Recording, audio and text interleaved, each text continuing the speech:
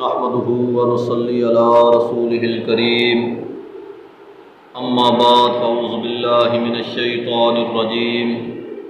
بسم الله الرحمن الرحيم قال الله تبارك وتعالى محمد رسول الله والذين معه أشداء على الكفار رحماء بينهم قال النبي صلى الله عليه وسلم لو كان بعدي نبي لكان عمر او كما قال عليه الصلاة والسلام۔ میرے نہایت واجب الاحترام محترم سامعین و ناظرین، یکم محرم الحرام اسلامی سال کا پہلا دن ہے، اور اسی تاریخ کو سیدنا علی المرتضی رضی اللہ تعالی عنہ کے داماد مراد مصطفیٰ صلی اللہ علیہ وسلم حضور اکرم صلی اللہ علیہ وسلم کے سسر خلیفہ دوم امیر المؤمنین سیدنا عمر فاروق رضی اللہ تعالی عنہ کا یوم شہادت ہے۔ حضرت عمر فاروق رضی اللہ تعالی عنہ بے شمار فضائل و مناقب کے حامل شخصیت ہیں۔ آپ کے مناقب میں سے ایک پہلو یہ بھی ہے کہ قرآن مجید کے مختلف مقامات پر اللہ تعالیٰ نے آپ کے رائے کے موافق احکامات جاری فرمائے۔ حضرت شاہ ولی اللہ رحمۃ اللہ علیہ اپنی کتاب کے اندر فرماتے ہیں کہ قرآن مجید میں تقریباً 22 مقامات ایسے ہیں جہاں پر اللہ تعالیٰ نے حضرت عمر کی رائے کے مطابق احکامات اور وحی نازل کی۔ جب نبی اکرم صلی اللہ علیہ وسلم اپنے صحابہ کو لے کر مکہ کے اندر بیت اللہ شریف کا طواف کر رہے تھے،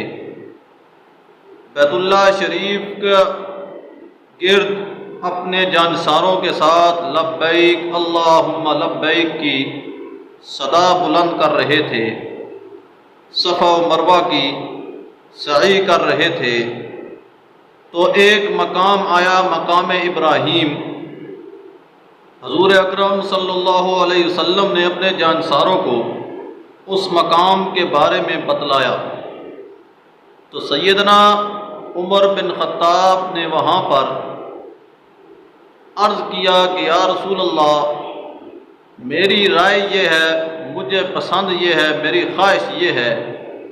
کہ مسلمان یہاں پر آ کر شکرانے کے نفل ادا کیا کریں اس مقام پر۔ ادھر حضرت عمر نے یہ رائے دی، ادھر اللہ تعالیٰ نے جبرائیل علیہ السلام کے ذریعے سے اس رائے کو حکم بنا کر نبی اکرم صلی اللہ علیہ وسلم کے اوپر وحی نازل فرما دی، وَاتَّخِذُوا مِن مَّقَامِ إِبْرَاهِيمَ مُصَلًّى۔ اب عالم ہو، جاہل ہو، پیر ہو، مرید ہو، غریب ہو، امیر ہو، کوئی بھی ہو، دنیا کا کوئی کسی کونے کا مسلمان جب حج کے لیے جائے گا تو وہ اس جگہ پر نوافل ادا کرے گا۔ رائے کس کی تھی؟ حضرت عمر کی تھی۔ اسی طرح ایک مقام پر جب نبی اکرم صلی اللہ علیہ وسلم اپنے صحابہ کو لے کر، جانثاروں کو لے کر بدر کے مقام پر کفر کے مقابلے میں کھڑے ہوتے ہیں، 313 کا یہ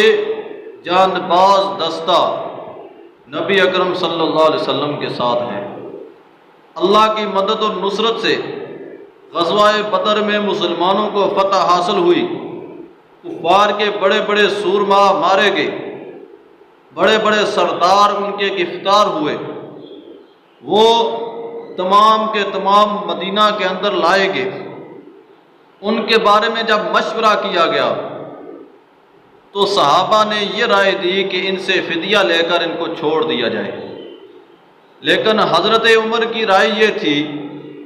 کہ ہر مسلمان کو، ہر صحابی کو اس کے رشتہ دار اس کے حوالے کیے جائیں،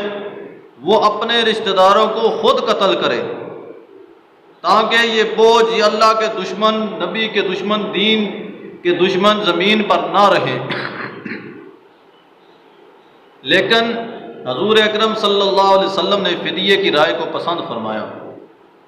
تو اللہ تعالیٰ نے قرآن مجید کے اندر آیت نازل فرما کر حضرت عمر کی رائے کو درست قرار دیا۔ ما کان لنبی ان یکون له اسری حتی یثخن فی الارض تریدون عرض الدنیا واللہ یرید الآخرہ، حتیٰ کہ یہاں تک فرمایا کہ اگر وقت مقرر نہ ہوتا تو تم پر اس فیصلے کی وجہ سے عذاب بھی آ سکتا تھا، اور نبی اکرم صلی اللہ علیہ وسلم نے فرمایا اگر عذاب آ جاتا تو سوائے عمر کے کوئی بھی نہ بچتا۔ سیدہ طیبہ طاہرہ امی عائشہ صدیقہ رضی اللہ تعالی عنہ، ان کے اوپر جب بہتان لگایا گیا، منافقین مدینہ کی طرف سے ان کے اوپر الزام تراشی کی گئی، ان کے اوپر غلط کاری کا الزام لگایا گیا، اس وقت تمام صحابہ پریشان ہیں، مدینے کی فضا پریشان ہے، تمام لوگ مسلمان اس وقت غمزدہ ہیں کہ ان منافقین نے کیسی بے شرمی کا مظاہرہ کیا۔ حضور اکرم بھی پریشان ہیں، صحابہ اکرام کو بلایا، ان سے مشورہ کیا، صحابہ نے کہا کہ حضرت عائشہ عفیفہ ہیں، حضرت عائشہ پاکیزہ ہیں، حضرت عمر سے ان کی رائے لی گئی، تو حضرت عمر نے عرض کیا کہ یا رسول اللہ صلی اللہ علیہ وسلم، آپ کے ساتھ سیدہ عائشہ کا نکاح کس نے کروایا تھا؟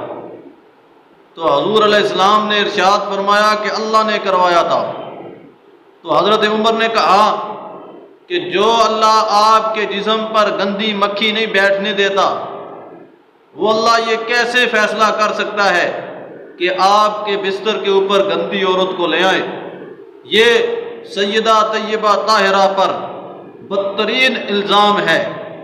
اور اس جگہ پر بیٹھ کر حضرت عمر فاروق نے سبحانک ھذا بہتان عظیم کے جملے ادا کیے کہ یہ بہت بڑا بہتان ہے۔ اللہ تعالیٰ نے حضرت جبرائیل کو وحی دے کر بھیج دیا کہ مدینے کی زمین پر بیٹھ کر جو جملے عمر ادا کر رہا ہے وہی جملے رب قرآن کی وحی بنا کر بھیج رہے ہیں۔ سیدہ طیبہ طاہرہ کی صفائی کے اندر عمر کے جملوں کو اللہ تعالیٰ نے قرآن کے جملے بنا دیا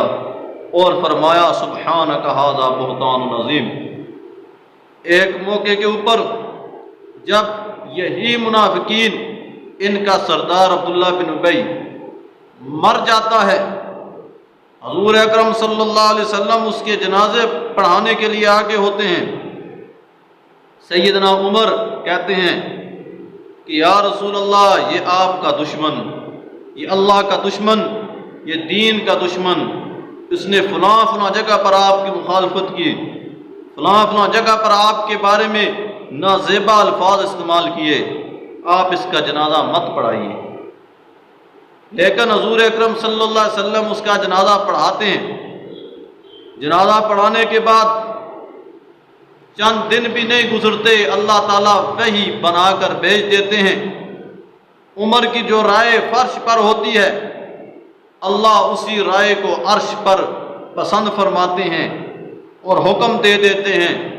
وَلَا تُصَلِّ عَلَىٰ أَحَدٍ مِّنْهُمْ مَاتَ أَبَدًا وَلَا تَقُمْ عَلَىٰ قَبْرِهِ، کہ آج کے بعد